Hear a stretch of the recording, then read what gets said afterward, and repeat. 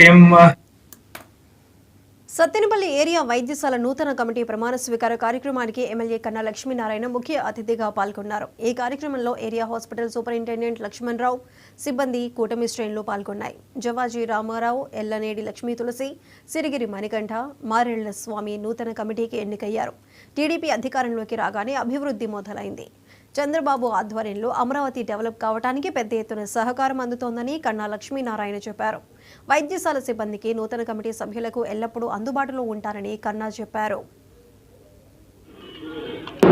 మన అందరం కూడా పనిచేయాలని చెప్పేసి సందర్భంగా తెలియజేస్తూ ఈ హాస్పిటల్ కోసం మొట్టమొదటి ఫస్ట్ అసెంబ్లీ జరిగేటప్పుడే ఈ హాస్పిటల్ రిక్వైర్మెంట్స్ ఏమేమి ఉన్నాయనేటువంటిది సూపరింటెండెంట్ గారితో మాట్లాడి మంత్రిని కలిసి అవి ఇవ్వటం జరిగింది. మళ్ళీ మొన్న కూడా రెండోసారి కూడా మినిస్టర్కి ఈ హాస్పిటల్తో ఏమేమి కావాలి అనేటువంటి దాని విషయంలో కూడా రెండోసారి కూడా అడగటం జరిగింది.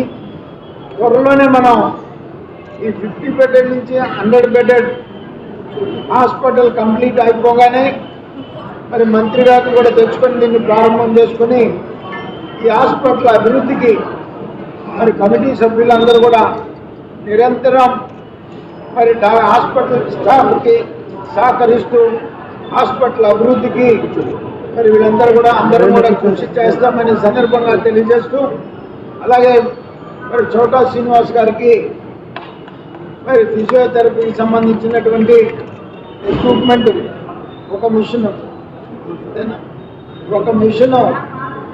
మరి ఆయన హాస్పిటల్ చేసుకున్నందుకు హృదయపూర్వక ధన్యవాదాలు తెలియజేస్తాం.